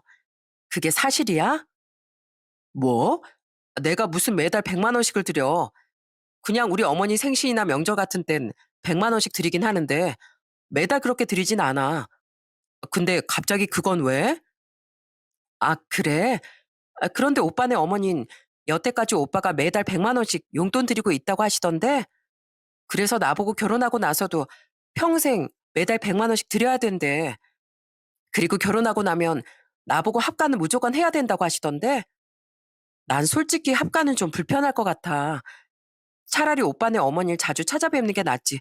무슨 합가까지 해. 뭐? 우리 어머니가 그런 말씀을 하셨단 말이야? 아휴, 요즘 세상에 합가는 무슨 합가야. 그리고 난 네가 불편해하면 절대로 합가할 생각 없어. 그래? 근데 지금 합가만 문제가 아니야. 오빠네 어머니가 나보고 애 낳으면 직장 그만두래. 직장 다니면 바람 필 수 있다면서 나더러 그냥 집에서 살림만 하라는데? 그런데 나 애 낳았다고 그렇게 쉽게 내 커리어 포기하고 싶지 않아. 내가 지금 직장을 얼마나 힘들게 들어갔는데 애 낳았다고 그만두면 그동안 내가 노력한 게 다 물거품이 되는 거잖아. 아유, 우리 어머니가 요즘에 유튜브랑 TV를 그렇게 보시더니 괜히 걱정돼서 그런 말씀을 하셨나 보다. 내가 잘 말씀드릴 테니까 넌 너무 걱정하지 마. 저는 솔직히 예비 시모가 요구한 세 가지 조건 중에서 한 가지라도 예비 남편과 의견이 엇갈렸으면 결혼 생각을 안 했을 겁니다. 그런데 다행히도 예비 남편이 직접 예비 시모를 설득하겠다고 하더라고요. 그런데 다음날 예비 시모가 저한테 전화해서는 퉁명스러운 목소리로 이러시는 거예요. 예, 너 내가 우리 아들한테 다 들었다. 너 내가 요구한 세 가지 조건 중에서 한 가지도 안 들어준다고 했다며? 아, 그게요, 어머님. 제가 오빠랑 상의를 해봤는데 아직은 저도 커리어를 더 쌓고 싶어서요. 그래서 애 낳고 직장 그만두는 건 안 될 것 같아요. 그리고 저희도 신혼집 구하려면 대출도 받아야 되고 매달 나가는 돈도 많은데 매달 100만 원 용돈은 아직까진 좀 힘들 것 같아요. 그러니까 어머님이 좀 이해를 해주시면 안 될까요? 뭐라고? 참나. 내가 뼈 빠지게 고생해서 우리 아들 부교수까지 만들어 놨더니 네가 이렇게 홀라당 공짜로 가로채겠다 이거야? 너 지금 너보다 잘난 여자들이 우리 아들이랑 선보고 싶어서 얼마나 줄을 길게 섰는 줄 알아? 그중엔 의사나 변호사들도 있어. 아마 그런 여자들은 내 요구 조건 다 들어줬을 거다. 아유, 됐다, 됐어. 결혼 전부터 이렇게 시애밀 무시하는 애라 내가 무슨 말을 더 하겠니? 더 얘기 들을 것도 없으니까 그냥 끊어라. 예비 시모는 그렇게 말하고선 전화를 확 끊어버리더군요. 저는 너무 답답한 마음에 하소연을 할 곳도 없고 해서 예비 신우이한테 연락해 둘이 같이 술을 한잔하게 되었습니다. 예비 신우인 제 얘기를 듣더니 저를 위로해 주더라고요. 아유, 제가 봤을 땐 우리 엄마가 합가하자고 한 건 오빠를 떠나보내기 힘들어서 그런 것 같아요. 우리 엄마가 예전부터 아주 아들 바보였거든요. 그리고 애 낳고 직장 그만두라고 한 건 괜히 또 언니가 바람 피우고 나면 우리 오빠가 상처받고 힘들어할까 봐 예방 차원에서 그런 얘기를 하셨을 거예요. 물론 언니가 바람 같은 걸 피울 사람은 절대 아니지만은요. 근데 매달 용돈 100만 원은 솔직히 내가 봐도 좀 심했어요. 요즘 세상에 경기도 어려운데 결혼 전부터 그렇게 용돈을 요구하는 시어머니가 어디 있어요. 아휴, 그래도 제가 좋게 좋게 말씀드리면 어느 정도 이해는 해주실 줄 알았는데 아예 절 나쁜 사람처럼 얘기하시더라고요. 진짜 속상해 죽겠어요.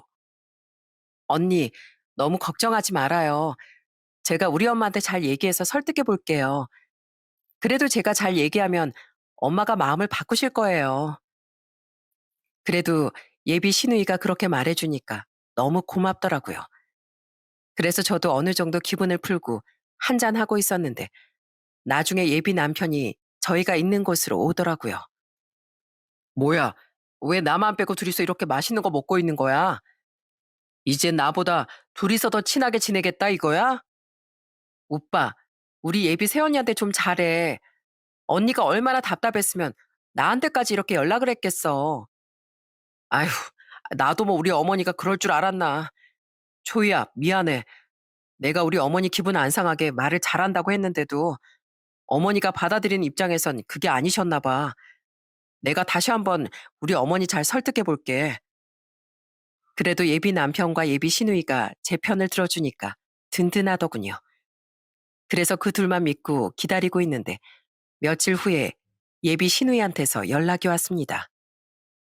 언니, 제가 엄마랑 얘기 잘해봤는데 엄마가 그 세 가지 조건은 그냥 없던 걸로 한대요. 거봐요. 제가 걱정하지 말라고 그랬죠? 어머, 그게 진짜예요? 아, 너무 고마워요. 저 그 문제 때문에 몇 날 며칠 속 썩었거든요. 저도 그것 때문에 걱정 많이 했는데 잘 됐으니까 다행이에요. 그나저나 우리 엄마가 상견례는 그냥 엄마네 식당에서 하자고 하는데 어때요? 요즘에 한정식 집들 다 비싼데 굳이 비싼 돈 쓸 필요 뭐 있냐면서 엄마네 식당에 룸도 있으니까 거기서 하자고 하더라고요. 아, 그래요? 차라리 그게 나을 수도 있겠네요. 저희 부모님한테 한번 여쭤보고 얘기해 줄게요. 고집을 꺾지 않을 것 같았던 예비 시모가 예비 신우의 설득에 넘어가 정말 다행이었습니다. 저희 부모님께서도 예비 시모의 식당에서 상견례를 하자는 의견에 좋다고 하셔서 상견례 날짜를 잡게 되었습니다. 그리고 얼마 후 상견례 날 저희 부모님은 멋있게 옷을 갖춰 입고 되게 설레어 하시더군요. 초이야, 아빠 오늘 어떠니? 내가 오랜만에 양복 좀 갖춰 입어봤다. 와, 우리 아빠 옷핏이 젊은 사람 뺨치는데요? 그리고 엄마도 왜 이렇게 예쁘게 차려입었어요? 완전 20대 같잖아요. 그래, 내가 오늘 꿀리기 싫어가지고 모처럼 백화점에 가서 옷 좀 샀다. 그나저나 백화점 옷은 왜 이렇게 비싸다니? 그 후 저는 부모님을 모시고 상견례장으로 향했습니다. 예비 시모가 마련해 주신 룸에서 양가 어른들이 반갑게 인사를 하시더라고요. 아이고, 안녕하십니까? 전 초이 아빠 되는 사람입니다. 그리고 이 사람은 초이 엄마고요. 아, 네, 안녕하세요. 이렇게 오시느라 고생 많으셨습니다. 그렇게 인사를 하고 자리에 앉았는데 저는 테이블 위에 차려진 음식들을 보고 순간 제 눈을 의심했어요. 식은 밥에 식은 구, 구운 지 오래되어 보이는 말라 비틀어진 생선구이에 딱 봐도 상태가 안 좋아 보이는 나물 반찬들이 가득했거든요. 심지어 그 음식을 본 예비 남편과 예비 시누이의 표정도 안 좋아지더니 결국 예비 시누이가 한 소리 하더라고요. 엄마, 지금 이게 뭐예요? 음식이 좀 이상한 것 같은데? 그리고 밥이랑 국도 다 식어 있잖아요. 왜? 뭐 문제 있어? 오늘 우리 예비 사돈들께서 오신다고 해서 내가 할 수 있는 만큼 최대한 차려본 건데 사부인, 제 음식이 그렇게 이상합니까? 아유, 아닙니다. 너무 맛있어 보이는데요. 그리고 저 식은 밥 좋아합니다. 그럼 사부인께서 정성스레 차려주신 음식이니 맛있게 먹겠습니다. 저희 부모님은 음식 상태가 영 별로인 걸 아시면서도 예의상 맛있게 드시더군요. 그렇게 양가 부모님께선 식사를 하며 도란도란 얘기를 나누셨습니다. 그나저나 이렇게 귀한 아들을 저희 사익감으로 맞이할 수 있게 해주셔서 정말 감사합니다. 아드님을 정말 듬직하게 잘 키우셨더라고요. 그런데 저희 아빠가 그렇게 말씀하시자 갑자기 예비 시모가 퉁명스러운 목소리로 이러는 거예요. 그럼요. 감사해 하셔야죠. 우리 아들 대학 부교수잖아요. 나중에 정교수까지 되면 지금보다 더 대단한 사람 되는 건데 당연히 감사해야 되는 거 아닙니까? 그런데 제가 아는 누군 감사한 마음도 하나도 모르는 것 같더라고요. 예비 시모가 말하는 그 사람은 딱 봐도 저를 가리키는 것 같았어요. 그런데 예비 시모는 계속해서 일부러 저한테 들으라는 듯 험담을 하기 시작하는 거예요. 제가 주변 사람들한테 들어보니까 아들 잘 키워놓으면 결혼 전에 예비 며느리가 선물도 턱턱 사준다고 하더라고요. 그런데 우리 예비 며느린 그런 센스는 좀 부족한 것 같지 뭡니까? 그나저나 우리 예비 며느리가 벌써 나이가 30대 후반인데 지금 당장 애 낳아도 노산이라 어떡합니까? 왜 여자가 30대 중반 넘어가면 기형아 나올 확률이 높아진다고 하잖아요. 솔직히 우리 아들 정도면 훨씬 어린 20대 여자들도 만날 수 있었을 텐데 뭐 우리 아들이 좋다니까 어쩔 수 없죠. 아유, 사부인께서 걱정이 참 많으십니다. 그런데 요즘엔 결혼을 늦게 하는 추세라 마흔 넘어서 애 낳는 여자들도 많다고 하더라고요. 그러니까 벌써부터 걱정하실 필요는 없을 것 같습니다. 저는 솔직히 너무 기분이 나빠서 한마디 하려고 했어요. 그런데 저희 아빠가 가만히 있으라면서 제 손을 툭툭 치시더라고요. 그래서 억지로 참고 있었는데 갑자기 옆에 있던 저희 엄마가 손을 덜덜 떠시는 거예요. 놀라서 쳐다봤더니 엄마가 두 손으로 목을 부여잡고 괴로워하시더군요. 숨쉬기가 어려우신지 캑캑거리시는데 저는 20년 전 공원에서 있었던 사건과 똑같은 일이 일어나고 있다는 걸 순간 알아채고 말았습니다. 엄마, 괜찮아요? 설마 지금 알레르기 때문에 이러는 거예요? 제가 그렇게 묻자 엄마가 힘들게 고개를 끄덕이시더군요. 저는 순간 너무 당황해서 예비 남편한테 소리를 쳤습니다. 오빠, 어머님이 오늘 상견례 하기 전에 우리 부모님 뭐 좋아하시냐고 물어보셨다며. 그래서 내가 다 잘 드시는데 우리 엄만 잣 알레르기가 있으니까 그것만 신경 써주시면 된다고 얘기했잖아. 설마 그거 어머님한테 말씀 안 드린 거야? 아니야. 나 어머님한테 몇 번이고 말씀드렸어. 어머니, 설마 음식에 잣 넣으셨어요? 제가 잣은 절대 안 된다고 말씀드렸잖아요. 예비 남편이 그렇게 묻자 예비 시모는 뻔뻔한 얼굴로 이러더라고요. 아유, 맞다. 네가 그렇게 얘기했었지 참. 나이가 들어서 그런가 분명히 틀어놓고도 깜빡해버렸네. 뭐라고요? 아니 제가 몇 번을 말씀드렸는데 어떻게 그걸 깜빡하실 수가 있어요? 제가 오늘 아침에도 절대 잣은 넣으면 안 된다고 신신당부했잖아요. 아유, 아이 수삼 샐러드 하는데 잣을 갈아서 소스를 만들어야 고소하고 맛있으니까 그렇게 만든 것뿐이야. 내 나름대로 맛있게 대접하려고 그런 건데 아 왜 나한테만 소리를 지르고 난리야? 저는 순간 예비 시모가 일부러 그랬다는 생각이 머리를 스치더군요. 그래서 예비 시모한테 소리를 지르고 말았어요. 어머니, 저희 엄마 예전에도 잣 알레르기 때문에 응급실에 실려가셨던 분이에요. 아무리 제가 마음에 안 드셔도 그렇지 어떻게 이러실 수가 있어요? 어머님은 지금 사람으로서 하면 안 될 짓을 하신 거라고요. 어머머? 아, 너까지 무섭게 왜 그래? 진짜 조금밖에 안 넣었다니까? 아, 진짜 성격도 더러워가지고 내가 너 같은 애 며느리로 받아줘야겠니? 누가 누굴 받아준다는 거예요? 됐으니까 그만하세요. 지금은 우리 엄마를 살리는 게 먼저라고요. 아빠, 얼른 가요. 얼른 엄마 모시고 병원으로 가자고요. 그렇게 급하게 식당을 빠져나와 예비 남편이 운전하는 차를 타고 응급실에 갔습니다. 다행히 병원에 빨리 도착해 응급 조치를 받아서 위험한 고비는 넘기게 되었어요. 하지만 저는 생각하면 생각할수록 너무 화가 나더라고요. 아무래도 예비 시모가 자기가 요구한 조건을 제가 못 지킨다고 하니까 일부러 그런 행동을 한 것 같았어요. 예비 남편과 예비 시누이가 저를 너무 좋아하니까 그런 짓까지 벌여서 저희 쪽에서 먼저 파혼 얘기가 나오도록 말이죠. 그런데 예비 남편도 저랑 똑같이 생각했는지 병원에서 무릎까지 꿇고선 저희 부모님한테 사과를 하더라고요. 어머님, 아버님, 정말 죄송합니다. 저희 어머니가 일부러 그런 위험한 행동까지 하실 거라곤 상상도 못했습니다. 아휴, 아무래도 자네 어머니가 우리 딸이 너무 마음에 안 들었나 보네. 그런데 아무리 그래도 그렇지 어떻게 이런 짓을 하나. 결혼을 시키기 싫었으면 솔직하게 얘기하면 될 것이지. 왜 사람을 이렇게 위험한 지경까지 몰고 가냐고. 저도 저희 어머니가 그렇게까지 하실 줄은 몰랐어요. 그런데 아버님, 저 초이랑 정말 결혼하고 싶습니다. 저 다시는 저희 어머니가 그런 행동 못하시게 제가 책임지고 맡겠습니다. 초이가 결혼하고 나서 저희 어머니랑 안 보고 살겠다고 해도 다 받아들이겠습니다. 그러니까 저 이대로 내치지만 말아주세요. 저는 그 모습을 보면서도 도저히 용서할 수가 없더라고요.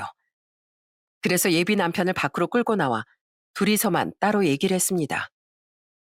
오빠, 우리 그냥 파혼하자. 나 이 결혼 절대 못하겠어. 초이야, 진짜 왜 그래? 내가 우리 어머니 대신에 이렇게 사과할게. 그러니까 제발 파혼하자는 말만큼은 하지 말아주라. 싫어. 오늘 우리 엄마 응급실에 급하게 안 갔으면 어떻게 됐을지 몰라. 난 오빠네 어머니 같은 사람 내 시어머니로 인정할 수도 없고 솔직히 얼굴 보기도 무서워. 다른 사람도 아니고 식당까지 하시는 분이 음식 알레르기가 얼마나 무서운지 모르시진 않을 거 아니야. 그런데 어떻게 내가 싫다고 우리 엄마한테까지 그런 짓을 할 수가 있어. 나도 솔직히 우리 어머니가 왜 그런 짓까지 하셨는지 아직도 이해가 안 가. 나도 우리 어머니 때문에 지금 미쳐버릴 것 같다고. 내가 이렇게 잘못했다고 빌게. 그러니까 한 번만 다시 생각해주면 안 될까? 안 된다고 얘기했잖아. 그러니까 우리 파혼해. 그냥 이 결혼 없던 걸로 하자고. 저는 그렇게 파혼을 통보하고 다시 응급실로 돌아왔어요. 다행히 엄만 금방 괜찮아지셔서 병원에서 나와 집으로 모시고 올 수 있게 되었습니다. 제가 남자친구와 파혼했다고 말씀드리니까 저희 엄마가 이러시더라고요. 아휴, 그래도 네 남자친구가 참 듬직하고 괜찮은 사람이었는데 네가 그렇게 결정했으니 그게 맞는 거겠지. 난 누가 뭐래도 초이 네 의견을 존중한단다. 저는 이런 상황이 벌어졌다는 것 자체가 너무 억울하고 서러웠어요. 그런데 제가 파혼을 통보하고 나서부터 전 남자친구가 하루가 멀다 하게 저희 집에 찾아오는 거예요. 그때가 1월 달이라 엄청 추웠는데 눈이 내리고 칼바람이 불어도 매일 저희 집 앞에 찾아와 제가 문을 열어주길 기다리더라고요. 초이야, 내가 잘못했어. 나 다신 너랑 우리 어머니 마주치지 않게 할게. 그러니까 제발 한 번만 다시 생각해주라. 어? 됐어. 필요 없으니까 시끄럽게 하지 말고 얼른 가. 나 오빠 같은 사람이랑 절대 결혼 못한다고 얘기했잖아. 제가 계속 문을 안 열어주는데도 하루도 안 빼고 저희 집에 찾아오더군요. 그러자 저희 엄마가 안쓰러웠는지 따뜻한 차를 넣은 보온병과 핫팩을 가지고 나가서 전 남자친구한테 주시는 거예요. 자네, 한겨울에 매일 이러고 있으면 자네 몸도 망가져. 그러니까 얼른 집에 돌아가서 몸이라도 좀 녹이게. 옆에서 지켜보는 내가 안타까워서 그래. 저희 엄만 저보고 집에 들여서 얘기라도 한번 더 나눠보라고 하셨지만 저는 그러고 싶지 않았어요. 하마터면 저희 엄마가 큰일 날 뻔했는데 제가 어떻게 쉽게 전 남자친구를 받아들일 수가 있겠어요. 그런데 일주일 넘게 찾아오던 전 남자친구가 하루는 저희 집에 안 찾아오는 거예요. 사람 마음이 참 이상한 게 매일 오다가 안 오니까 또 걱정이 되더라고요. 그래도 이젠 포기한 거겠지라고 생각하고 있었는데 갑자기 예비 신우이였던 사람한테 장문의 문자가 오더라고요. 언니, 우리 오빠 지금 병원에 입원했어요.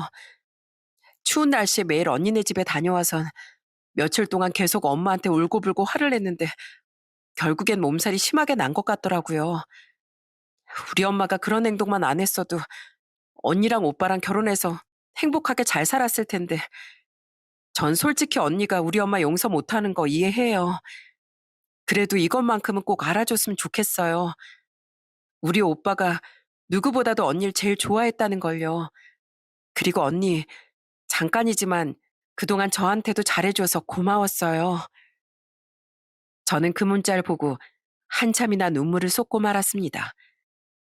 사실 그 사건 때문에 참을 수 없을 만큼 화가 나 파혼을 통보하긴 했지만 전 남자친구가 싫어서 파혼한 건 아니었으니까요. 게다가 몸살이 심하게 나서 병원에 입원까지 했다는 얘기를 들으니 너무 걱정되어서 가만히 있을 수가 없더군요. 그래서 저는 전 남자친구가 입원해 있다는 병원에 찾아가게 되었습니다. 가보니 전 남자친구가 일주일 사이에 아주 몰골이 초췌해져 있더라고요. 오빠, 내가 파혼하자고 했으면 그냥 그러려니 하고 떠나면 되지. 왜 이렇게 나한테 매달리는 거야? 오빠 정도면 나 말고도 충분히 더 좋은 여자 만날 수 있잖아. 왜 나 때문에 이렇게 몸까지 망가뜨리면서 이러고 있는 거냐고. 제가 그렇게 말하자 전 남자친구는 눈물을 뚝뚝 흘리며 저한테 이러더군요. 조이야, 난 세상에 아무리 여자가 많아도 너 아니면 안 돼. 난 너랑 함께하는 미래가 아니면 아무것도 머릿속에 그리고 싶지 않아. 내가 아무리 직업이 부교수면 뭐해? 너랑 헤어지면 직장이고 뭐고 다 필요 없단 말이야. 저는 아픈 와중에도 울며 얘기하는 그 모습을 보고 저에 대한 전 남자친구의 진심을 뼈저리게 깨닫게 되었어요. 그래서 저는 말없이 전 남자친구의 손을 따뜻하게 다시 잡아줬죠. 물론 예비 시모는 절대 용서할 수 없었지만 제가 가장 믿고 의지하고 사랑하는 사람은 바로 이 사람이었으니까요. 그렇게 다시 재결합하게 된 저흰 결혼식도 안 올리고 그냥 웨딩 사진만 찍은 채 혼인신고를 하게 되었습니다. 신혼집도 저희들이 서로 모은 돈으로 얻게 되었어요. 그리고 결혼식 대신 저희 가족과 시누이만 초대해 간단하게 식사 자리를 마련했습니다. 남편은 저희 부모님한테 고개를 푹 숙이며 이렇게 얘기하더군요. 아버님, 어머님, 제가 지금은 이렇게 결혼식을 못 올린 상황이지만 나중에 꼭 남부럽지 않게 결혼식을 올리겠습니다. 제가 결혼식을 올리면 저희 어머니가 분명히 오실 텐데 우리 와이프한테도 그렇고 어머님, 아버님한테도 너무 부담이실 것 같아서요. 그래, 우린 괜찮네. 자네가 우리 딸이랑 둘이 잘 살기만 하면 더 바랄 게 없어. 그래도 자식으로서 어머니 편을 들었을 수도 있었을 텐데 끝까지 우리 딸 지켜줘서 정말 고맙네. 아닙니다. 저야말로 어머님, 아버님께서 절 사위로 받아주셔서 정말 감사합니다. 그리고 형님께서도 저한테 좋은 말씀만 해주셔서 정말 감사해요. 제가 앞으로 가족들한테 정말 잘하겠다고 약속드리겠습니다. 그렇게 저희는 힘든 역경을 이겨내고 행복한 결혼 생활을 시작하게 되었어요. 시모는 저희 남편이 결혼식을 안 올리고 혼인신고만 한다고 얘기했을 때 끝까지 이 결혼 인정 못한다면서 남편 보고 나가 살라고 했다더라고요. 게다가 아직까지도 본인은 잘못한 게 없다며 자존심을 부리고 계시대요. 그래서 명절 때도 남편 혼자만 잠깐 집에 다녀오고 저는 시모와 전혀 왕래 없이 살았습니다. 그러다가 저는 결혼 2년 만에 아들도 낳게 되었어요. 시누인 저희 아들을 어찌나 예뻐하는지 수시로 저희 집에 놀러 오더라고요. 새언니, 저 왔어요. 저 일주일 동안 혜준이 보고 싶어서 죽는 줄 알았잖아요. 아유, 아가씨, 뭘 또 이렇게 바리바리 사왔어요. 그냥 빈손으로 와도 된다니까요. 아가씨 이러다가 월급 받은 거 우리 혜준이한테 다 써서 빈털터리 되는 거 아니에요? 빈털터리 되면 뭐 어때요? 그런데 언니, 요즘엔 육아용품이 좋은 게 왜 이렇게 많아요? 아니, 안 살 수 없게 만들어 놓으니까 제가 이렇게 지갑을 탈탈 털 수밖에 없잖아요. 저희 아들을 너무 예뻐해주는 시누이 덕에 저도 덩달아 기분이 좋더라고요. 저는 남편도 참 좋지만 이렇게 착한 시누이가 생긴 것도 참 좋답니다. 그런데 올해 추석 전엔 시누이가 저희 집에 와서 저한테 이러는 겁니다. 새언니, 우리 엄마 손주 생겼다는 거 알고 나서 마음이 좀 바뀐 것 같긴 한데 자존심이 너무 세서 아직도 새언니한테 사과할 생각을 못하고 있는 것 같더라고요. 그렇게 보고 싶으면 먼저 사과나 좀 하지. 죽어도 자존심 굽힐 생각은 안 한다니까요. 그나저나 새언니, 이번 추석 때도 우리 집에 안 오실 거죠? 미안해요, 아가씨. 아직은 좀 그렇네요. 아니에요. 저도 충분히 이해해요. 새언니가 정말로 우리 엄마를 용서할 수 있을 때 그때 찾아가면 되는 거죠. 솔직히 저 같아도 우리 엄마 용서 못할 것 같아요. 그래서 우리 엄마가 며느리도 못 보고 손주도 못 보고 지금 이렇게 벌을 받고 있는 거잖아요. 결혼한 지 3년이 지났지만 아직까지 전 시모를 용서하지 못했습니다. 그런데 그런 저를 이해해주는 남편과 시누이가 정말 고맙더라고요. 그런데 얼마 전엔 정말 깜짝 놀랄 만한 일이 있었어요. 좀 있으면 저희 아들 돌잔치인데 결혼하고 처음으로 시모가 저한테 문자를 보냈더라고요. 며느라, 내가 그동안 미안했다. 나 요즘에 너랑 우리 손주가 너무 보고 싶어서 밤잠을 이루기가 너무 힘들구나. 내 손주를 품에 한번 안아보지도 못하고 우리 아들 통해서 사진으로만 보니까 너무 마음이 힘들어. 그래서 말인데 얼마 후에 있을 우리 손주 돌잔치에 내가 참석을 하면 안 되겠니? 내가 그날 절대로 네 기분 거슬리게 하지 않으마. 내가 우리 손주 너무 보고 싶어서 그래. 저는 그 문자에 아직도 답장을 못하고 있습니다. 신우이의 말을 들어도 그렇고 이렇게 저한테 문자를 한 걸 봐도 그렇고 이제는 시모가 절 며느리로 받아들이기로 한 것 같아요. 하지만 제 마음은 아직 시모를 받아들일 준비가 안 된 것 같습니다. 그래서 아직도 어떻게 해야 될지 결정을 못 내린 상태고요. 아마 이 사연을 듣고 계신 분들 중에선 그래도 며느리가 돼서 웬만하면 심을 받아주지 뭘 그렇게 계속 등을 돌리고 사냐 하시는 분들도 계실 거고 어떤 분은 저한테 버릇 없다고 말씀하시는 분들도 있을 겁니다. 물론 제 입장에서 생각해 주시는 분들도 있으시겠죠. 하지만 전 상견례 날 있었던 그 일만 생각하면 아직도 몸서리가 쳐져서 어떻게 해야 될지 모르겠어요. 아무리 생각하고 생각해봐도 답이 나지 않아 이렇게 사연을 쓰게 되었습니다. 여러분, 제가 어떻게 해야 현명한 결정을 하는 걸까요? 저보다 삶의 지혜를 많이 가지고 계신 시청자분들께서 의견을 좀 주셨으면 좋겠어요. 저희 남편과 친정 식구들은 무조건 제 결정에 따르겠다고 할 게 분명해서 제 3자의 의견을 좀 듣고 싶습니다. 저희 아들 돌잔치를 하기 전에 이 사연이 유튜브 방송으로 나가서 제가 결정을 하는데 도움이 되었으면 좋겠네요. 그럼 여러분들의 현명한 지혜 기다리겠습니다. 제 이야기 끝까지 들어주셔서 정말 감사합니다. 항상 여러분의 가정에 따뜻한 평화가 함께 하시길 바랍니다.